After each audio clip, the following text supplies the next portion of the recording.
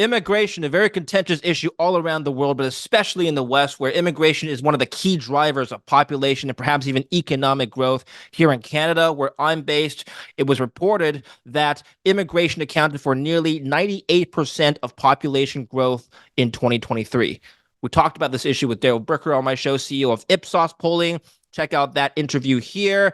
In the government, it's a hotly debated topic as to whether or not immigration has caused the housing crisis. Take a listen to opposition leader Pierre Poilievre debating with Prime Minister Justin Trudeau. The incompetence of this Prime Minister and Liberal City Hall in Toronto, rent there has more than doubled over the last 9 years. What's worse is that the Prime Minister's so-called Housing Accelerator Fund has given $500 million to Toronto, and only months later, the politicians in that city hiked up home building taxes by 20%. Wow. Now 30% of all home building costs is government taxes alone. Why does the Prime Minister keep sending our money to build bureaucracies that block homes? The Right Honourable Prime Minister. Speaker, we see the Conservative leader's hypocrisy on full display. Let's talk about their housing proposal, which the Conservative leader has been delaying debate on for months because he knows it's not ambitious enough. His proposal won't build homes fast enough, doesn't reach enough cities, and creates unnecessary bureaucracy. The Conservative leader would also rip up the 179 housing accelerator agreements and put the GST back on apartment construction. His clear lack of ambition on housing is partly how we ended up here in the first place. Hear, hear. That's right. Joining me to discuss this issue, my team members, Cornelius Christian, producer, and Aaron Cole, video producer. We're going to be talking about this. And first, some stats, okay, before I pass it over to you, gentlemen. Documents obtained by the Canadian press through an access to information request show Immigration, Refugees, and Citizenship Canada analyzed the potential effects immigration would have on the economy, housing, and services as it prepared its immigration targets for 2023 and 2025. And what they found was the following. In Canada, population growth has exceeded the growth in available housing units. One slide deck reads. Now, this is the issue that Poilievre was bringing up to Trudeau. He was bashing him for not providing enough available housing. He's very determined to avoid discussing the growing evidence of the link between his deficits and the inflation Canadians pay. So let's review what the bank governor said today. He said, 1, inflation risks are rising. 2, that inflation won't get back to target until the year 2025, 2 years out. And 3, the bank is now leaving its door open to further rate hikes, probably spurred on by the deficits of this government. With mortgage payments up 150%, for God's sakes, won't he get rid of these inflationary deficits so that Canadians can keep their homes?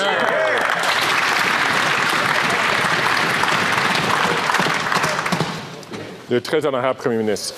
Mr. Speaker, what the Leader of the Opposition is proposing is to cut spending and supports for Canadians in the hopes that Canadians will somehow do better that way. We disagree. What Canadians need is greater investment in supply of housing, for example. That's why through our agreements, we're unlocking new homes and opportunities for growth in the city of Hamilton by spurring the construction of thousands of homes over the next decade, like we are across the country. The Mayor of Hamilton actually said our housing agreement was absolutely a big deal, and I couldn't agree more. When we work together with a strong and ambitious plan, we can get more homes built faster. While the Leader of the Opposition's plan would see these agreements ripped up and stalled, we will keep going forward to help Canadians. Going back to this report, as a federal authority charged with managing immigration, IRCC policymakers must understand the misalignment between population growth and housing supply and how permanent and temporary immigration shapes population growth. So this is the key of our conversation today, whether or not immigration policies need to be amended or revised, or perhaps housing policies need to be amended or revised to catch up with immigration. So we're going to debate this today. Comment below in the comment section. What do you think should be done? Whether or not we have a housing crisis, whether or not you think housing has become unaffordable, mainly because of immigration or other issues. Now, here's a chart that we've prepared.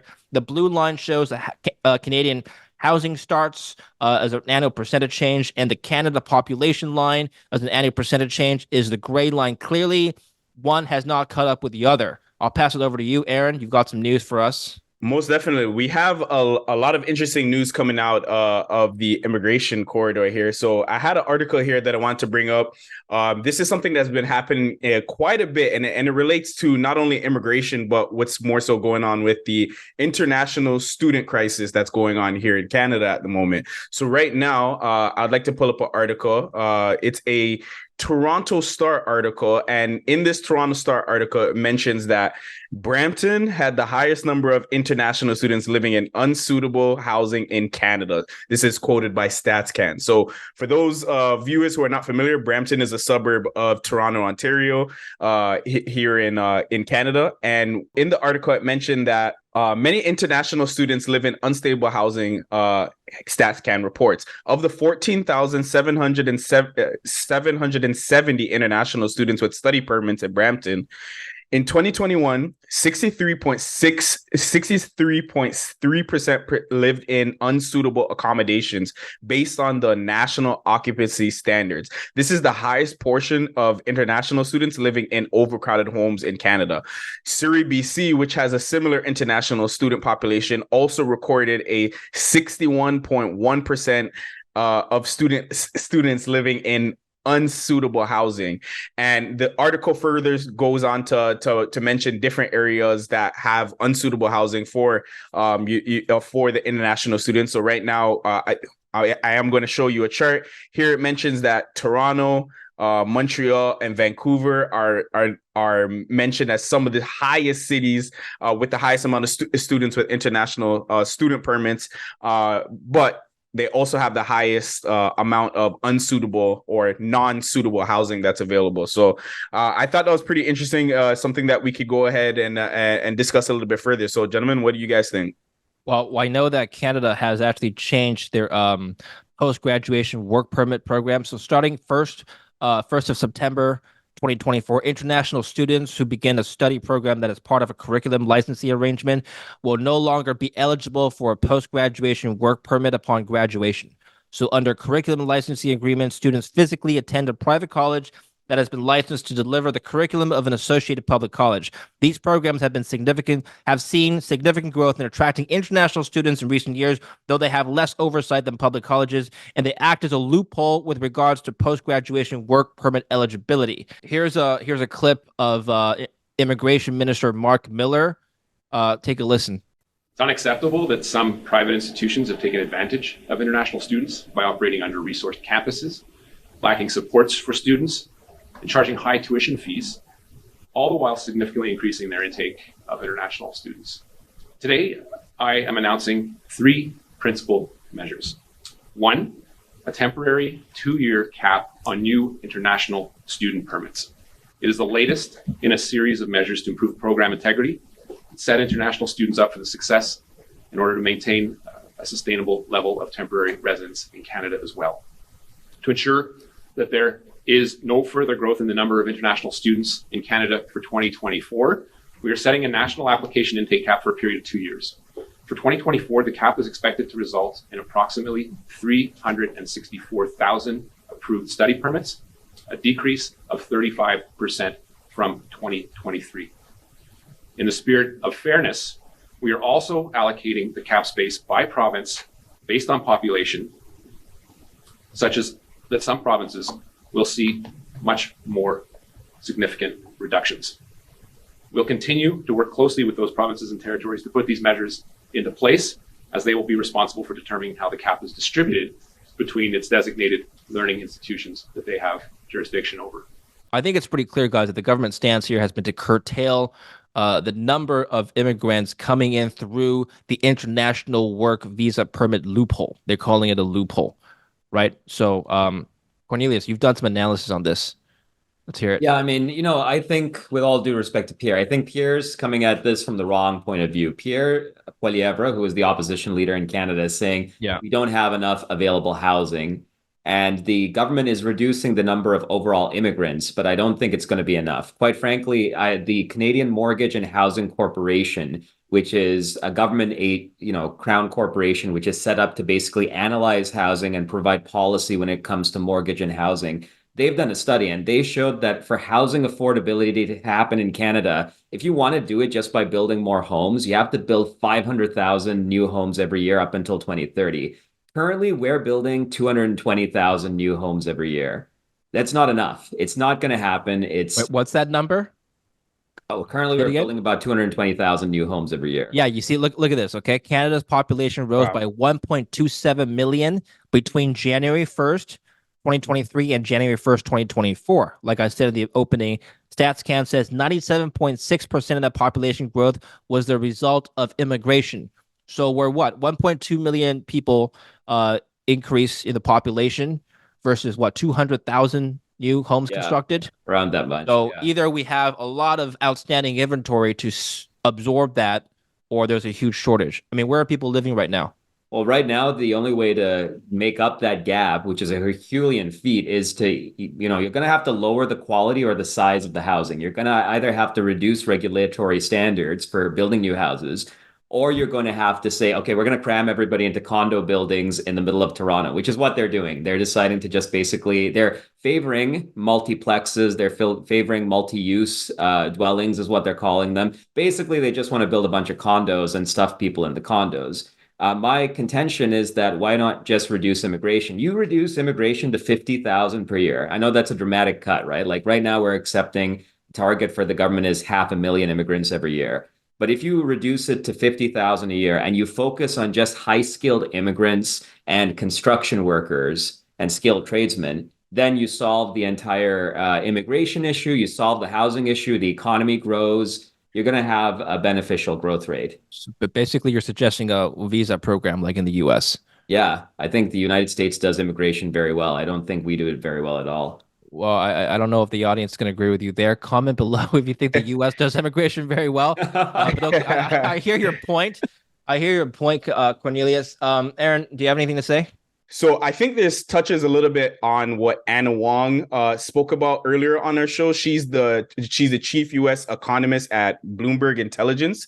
And she spoke about this earlier on where, when we focus on bringing in high-skilled immigration, it tends to improve GDP rather than the opposite, which would be bringing in like lower-skilled immigration. So I think that touches a little bit more on what Cornelius was talking about a little bit earlier. So I think that's something that could take focus and should be of importance going forward. So a couple points about what Cornelius said. So just factoring in my own thoughts. First of all, the immediate effect on housing markets in Canada is that multifamily homes and condos will go down in value, or at least not grow as much as single family homes. This is from me talking to realtors, from me talking to the people in the mortgage business. They're seeing slowdown in growth in prices, and from the multifamily side and the condo side, just because there's going to be so much more supply that has to come online. And by the way, as you guys know, you're guys familiar, in BC where I live, there's now new zoning laws and permits that allow you to build multifamily units in your backyard, basically extending your land into multiple units. You have the option of doing that. It's not actually required. I know Cornelius and I were talking about this before. It's not a requirement. You don't have to do it, but you can now. And so plots of land are going to become more valuable, although the units themselves may not be. So that's the immediate impact. But back to your point, okay, you limit immigration to 50,000 people a year. You're limiting economic growth as well, right? True or false? False. I don't think so. I think, well, I'll go into this later on in the slides, but there's actually a lot of controversy among economists as to how immigration actually affects economic growth and to what extent it improves living standard. Now, the fact is, immigration, what it does, it improves your supply of workers. If you have more workers, yeah, in theory, you can have more economic growth. But that doesn't necessarily improve everybody's standard of living. To do that, you have to improve overall productivity. And certain types of workers will do that. High-skilled laborers, people who have entrepreneurial talent, they will improve productivity for sure. It's not the case that every single immigrant is exactly the same as every other. And, well, let me push back on that. We need the blue collar workers. We need the people working minimum wage jobs. Those add to the productivity numbers as well. Maybe it's not a significant contribution to GDP per capita, but we still need those jobs filled, right? And I'm not saying all immigrants are going to do manual labor. That's not what I'm saying. But I'm just trying to counter your argument here that we need white collar, high skilled labor that requires advanced degrees.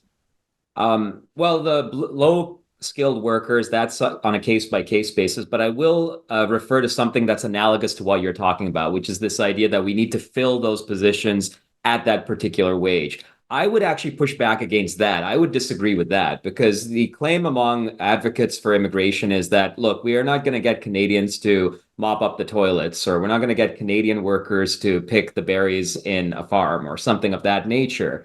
What they really mean is that they're not going to get native Canadian workers to do that work at the prevailing wage. If you allow the market to operate as it should, the wages will rise to a position where you're going to be able to attract native-born Canadians to do janitorial work, agricultural work, construction work, you name it, at a wage that's much higher than it was before. I'll give you an example. There was in Georgia, this was actually during the first Bush, not the first Bush, the first term of George W. Bush's presidency. There was which Bush? George W. Bush, the younger. Okay. Yeah. So in the first term of his presidency, there was a chicken farm in Georgia that was raided, and it was owned by this corporation, and I forget the name of it. I'll have to look it up. But what happened essentially was the chicken farm was raided, and about 2/3 of their workforce, it was found, were illegal immigrants to the United States. So what happened was these border officials decided, okay, basically you can't hire illegal immigrants. And the next day there was an ad in the newspaper from this same corporation posting higher wages for that same line of work. So I'm not saying that you don't need definitely low-skilled and high-skilled immigrants. I'm just saying that the idea that we need a lot of low-skilled immigrants is probably not true. Wait a minute, you just made the case for more illegal immigration. It's going to improve shareholder value. Isn't that what you're saying? It might improve shareholder value, but I'm not saying that you need them to fill those jobs. I don't think that's necessarily true. That I'm responding to a separate claim. I think it definitely could, because of course you're going to lower labor costs, you're going to increase profits. Anyway, I'm just giving you a hard time, Aaron. You have some stats on asylum seekers as well. These are some really outstanding stats. Just share with us what you found here. New York City plans to sign a $77 million contract with hotels to house migrant families. So I'm just going to read a quick excerpt from the article. This is the HPD's spokesperson. And in the article, it says, New York City has led the nation in responding to this national humanitarian crisis, providing compassionate care, shelter, and vital services to more than 170,700 migrants who have come through our care since spring 2022, the spokesperson said in the statement. Also said, thanks to around-the-clock work from city workers, we've ensured that every single family with children has a bed to sleep and a roof over their head, while reducing the cost to help people move out of shelter and stabilize their lives. This contract allows for the city to negotiate competitive rates as we continue to respond to this unprecedented crisis. As we're starting to see more government money being rolled out for this humanitarian crisis going on in various cities like New York, Atlanta, Houston, Seattle, LA. Like there's so many different migrant cities and ones we don't even know about. I've been noticing that there's been, a spark in various hospitality stocks. So if we take a look at Hilton, for example, since the migrant crisis started, which was about like spring 2022, Hilton has gone up in value about 80%, 80% since that time that this whole issue started. Same thing with Marriott. We're seeing similar trends where Marriott went up about 72% in that same time frame. So there seems to be a link to all of this, as more money. Yeah, but I wonder if these hotels are getting contracts at lower rates than what they would usually sell to regular customers. I don't know if we have any stats on that. Like basically, how much are you charging per room? Yeah. Yeah, I don't have any specific stats on that because right now I don't think they are public yet.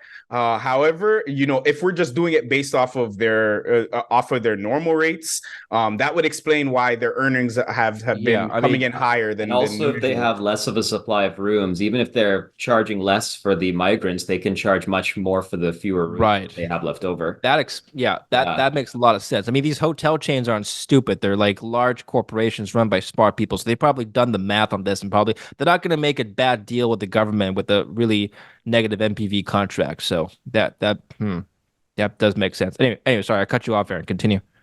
Oh no, I was just going to continue to say that we're starting to see them really recover very strongly. Like even from the pandemic. So as we're aware of, in the pandemic there was less traveling going on, so they were suffering in that meantime, and they did get back to their pre-pandemic levels in about like 2021. But since the entire migrant crisis has been going on, it seems that that's been a really large part of like fueling their growth, just considering that like travel numbers has not really increased like that. We're allegedly in a recession. More people are pulling back on discretionary spending. So if you were using your common sense, you would assume that tourism, consumer discretionary things like hotels, transportation, these type of services would continue to perform poorly. But using Marriott and Hilton as an example, they're excelling in a time like this. So it seems that there's more people at play that do benefit off of this humanitarian / immigration crisis that's going on, and similar to like what you were discussing earlier, I believe with Cornelius, where you mentioned that potentially that bringing in illegal immigrants could improve that bringing in illegal immigrants could improve, shares and, returns for investors. We're seeing some examples here live with Marriott and Hilton itself. So I just thought that it was an interesting development. Cornelius, I want to go back to you. You proposed reducing immigration in Canada to 50,000 people a year. I'm just curious as to how you arrived at that number. First of all, that's going to be a very unpopular policy among a lot of jurisdictions, as you know, probably. I'm just guessing. Second, so I don't think that's in practice, it may not happen. So I'm just curious, A, how you arrived at that number, and B, how that could be implemented. Because again, 1.2 million people, that's how many people roughly came into Canada last year, right? So you're going to cut immigration from 1 million to 50,000 people. How did you arrive at that number? How could it be done? Well, there's research. Well, I arrived at the number basically to when I was looking at the cost of living crisis in Canada. Everybody knows Canada is becoming increasingly unaffordable. And one way to attack that problem is by attacking the immigration numbers. So reducing the number of immigrants that we accept every year.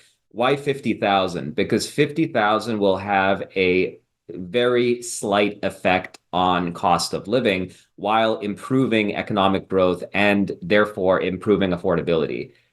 So for example, if you have high skilled immigrants, if you have just 20,000, let's say, additional healthcare workers, that's a sizable number of healthcare workers in a small country like Canada, but it doesn't cause housing prices to rise at tremendous levels. Now, there's good research from around the world, from the United States, from the UK, from Switzerland, Europe, etc., which shows that an additional 1% increase in population due to immigration causes a 1 to 3% increase in house prices.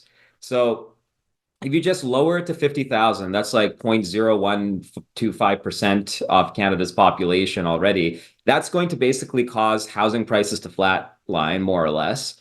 And the average salary in Canada grows by about 2.5% every year. So salaries will have a chance to catch up to housing prices. You're going to improve affordability. It's going to be better for the Canadian economy because you're going to have high skilled workers. You're also going to have construction workers, which can bring down the price of labor that's used in construction of housing.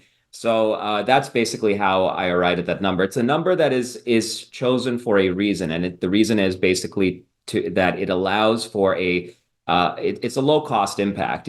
All the government needs to do is the governor and council, the prime minister, has to basically say, we're going to reduce our targets to 50,000. Now, how do we get there? That's much more difficult. It's going to be pretty unpopular, but we're already seeing a backlash against the mass immigration numbers that the Canadian government has chosen. There was a recent poll that 50% of Canadians think that immigration numbers currently are too high. So I think that there could be a political impetus for It's not just a matter of whether or not we have high skilled labor coming to the country and people with degrees and people with niche knowledge. It's a matter of whether or not the economy actually has jobs for them. How many times have you guys heard of the story of the cab driver who used to be a physicist back in India or a doctor in Bangladesh, and now he's driving a cab because you couldn't find, he couldn't laterally transition into a new country, right? How do we fix that issue? It's a bit more complicated though, but that's partly because we have licensing restrictions in Canada, right? Like if you want to become a doctor here, we need doctors for sure. No doubt about that. But you have to go through very rigorous licensing. Yeah. You don't want someone with like standards which are maybe not Canadian standards practicing in Canadian universities or hospitals or workplaces. It's fair enough. Yeah. You have a slide deck. Of course you do.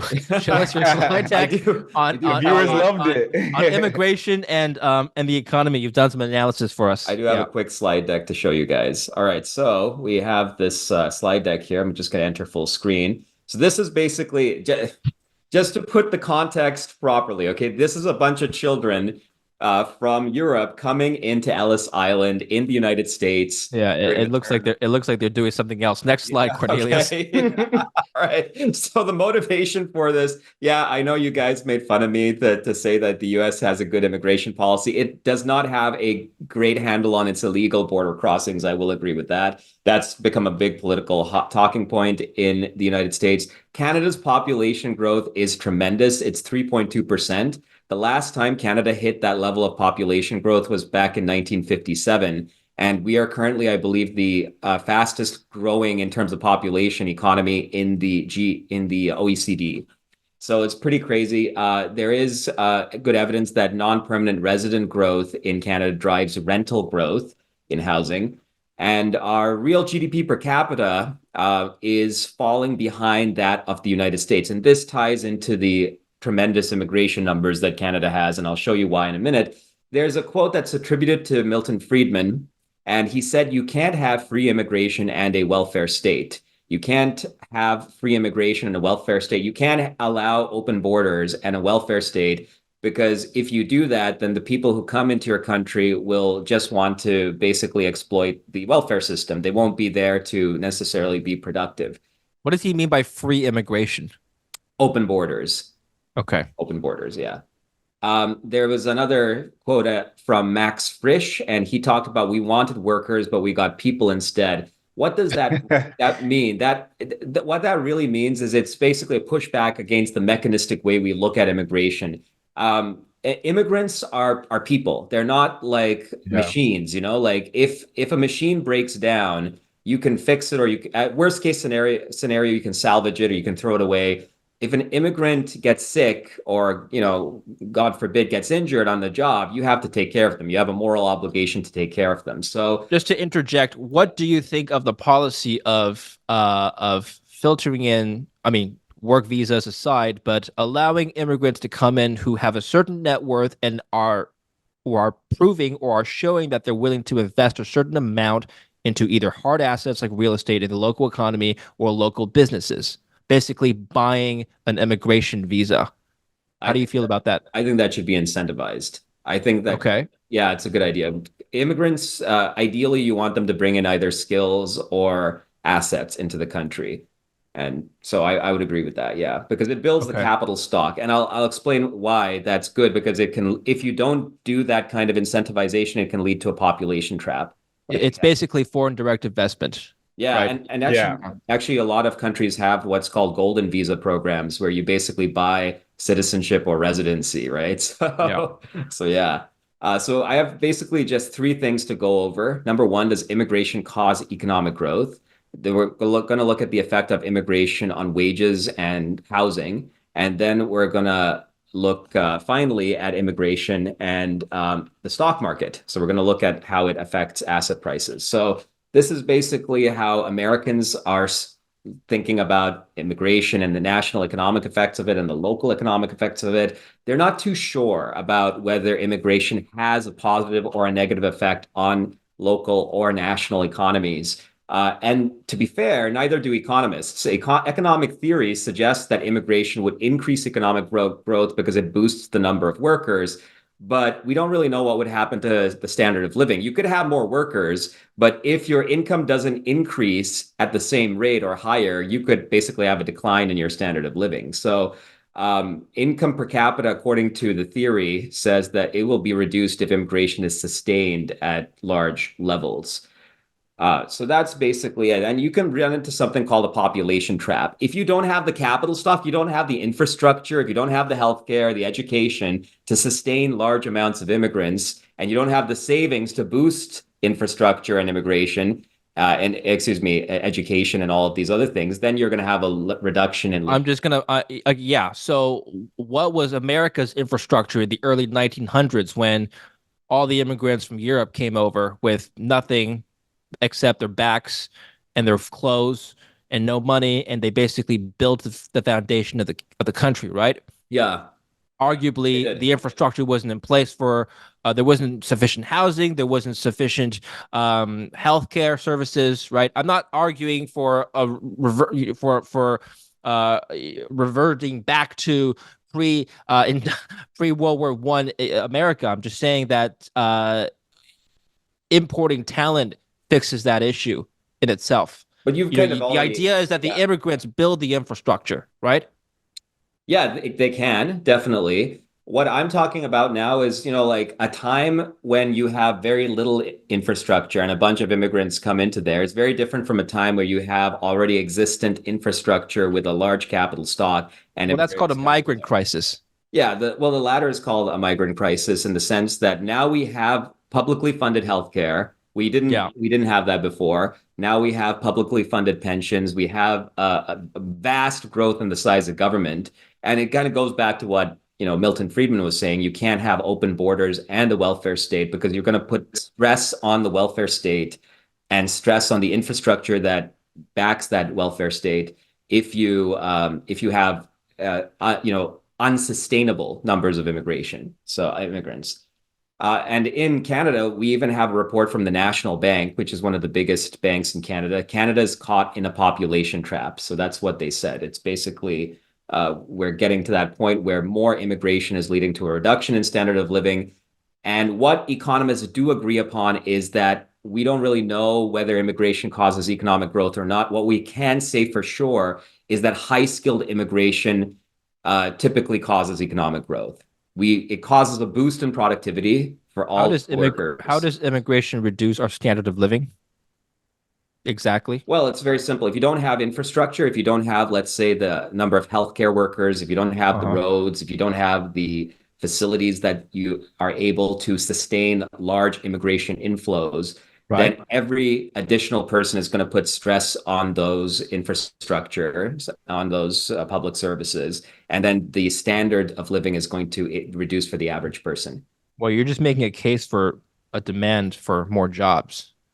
That can happen over the long term, for sure. Yeah. But over the short to medium term, you are going to have a decrease in the standard of living. I understand. All right. Yeah. Please continue. Yeah. Yes. For sure. So immigration, the effect on housing.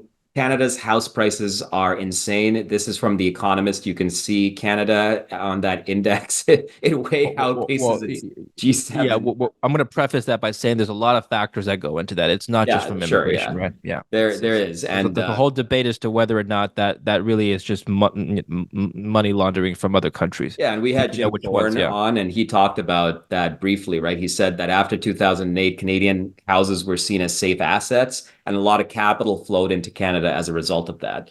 So there is multifaceted dimensions to that, but there was one study I looked at which looked at the house prices in Toronto from 2001 to 2011, and it showed that 50% of the increase in those house prices was due to immigration.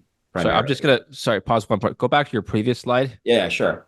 I'm from Vancouver, so I know this very well. The fact that we have an empty home tax in Vancouver shows that red line is not purely a result of immigration. That's just people from Asia buying stuff and leaving it there. Okay. Yeah. I'm not saying that, I'm not saying that could solve the immigration crisis if people weren't allowed to invest in foreign properties. I'm just saying that that is probably a bigger explainer of that vertical line than anything else. But please, yeah, go on. I just want to point that out. There's of course capital coming in and investing in Canada as well. So that's what I said before. 1% rise in population due to immigration causes a 1 to 3% rise in house prices. And according to research from George Boras and other economists, a 10% rise in workers with a particular skill set reduces wages of that group by 3% on average. However, there can be certain groups of immigrants which cause the wages of everybody to rise. Entrepreneurs are a good example of that. Much of Silicon Valley was built by immigrants, of course, and that's caused the wages of everybody to go up because it increases productivity of everybody. So that's another aspect of immigration. So Cornelius, before you continue, I do have a question because something you said just it helped me get to that point. So, how does wage suppression play a role in, housing affordability, right? Like, can we technically sustain these higher prices? Because, let's go under the assumption that these prices are market related. This is the free market at work, and everything like that, right? So let's say the free market's at work, what role does wage suppression play in housing affordability, and like, can it be sustained if even with low inventory, if wages were to increase? So there's two answers to that. Number one is that the immigrants that are coming into Canada might be okay with having extended family units. And in an extended family unit, even if people are making very low incomes, together they're making enough to sustain higher payments on homes. So that's the first answer that I can tell you about. The second thing is that, like with everything in economics, the marginal buyer and the marginal seller are what determine the price. So even if you have a bunch of immigrants who are, low skilled and maybe not making as much money, you have an additional 10,000 immigrants in Canada who are high skilled, have enough money to be able to afford multi-million-dollar properties. That's going to push home prices up on average. So that's how I would say those two dynamics play. Average wage, will go down, but you are going to see also an increase in the level of overall workers coming in who have a lot of money, right? So there are those two dynamics too. Now, finally, I just want to mention the immigration and the stock market. Aaron, you just spoke about that. Actually, spoke about that with the hospitality industry, and there was this study from the Center for Growth and Opportunity at Utah State University. It's a recent study from 2019. And they found that they looked at basically two immigration legislations in the United States, one which granted legal status to lots of Latin American migrants in 1990. And they found that following that, the stock prices of agriculture, construction, and manufacturing firms beat the market by an average of 70%. So you were right. Basically hospitality, it would make sense, right? And then there was another piece of legislation which protected, I think, 90,000 immigrants from Honduras. And then it was the effect was even more dramatic, as you can see here. So you definitely, there are other considerations for immigration. Does it build or erode social capital? Social capital, Robert Putnam basically talks about social capital as being the community links that sustain us. For example, I don't know if you guys know, have noticed this now, but when I was growing up, people used to be okay with just taking checks, and now they want a money order, right? They want a money order because nobody trusts anybody anymore. And then to go and get the money order, you have to go to the bank, and you have to, it actually builds costs into the system, into the economy. Wait, well, what does it have to do with immigration? What's your assumption here? Well, what I'm saying is, immigration can build social capital. It can. For example, if immigrants build a lot more immigrant groups, I know, for example, over here, the Armenians have this Armenian Cultural Center, and that builds social capital for them. But also it can reduce trusts between immigrant groups, right? So that's also an okay, I get it. Yeah. Other issue. Right. Does immigration from a different culture have a difficulty to adjust to the host culture, and can that cause tensions? It's causing political tensions in Europe, obviously, and then there are other factors as well. So basically, that's my presentation. I'll stop there. Good presentation. I don't really have any comments. Aaron, do you have any comments? No, just yeah, I enjoyed that episode of Cornelius's Corner.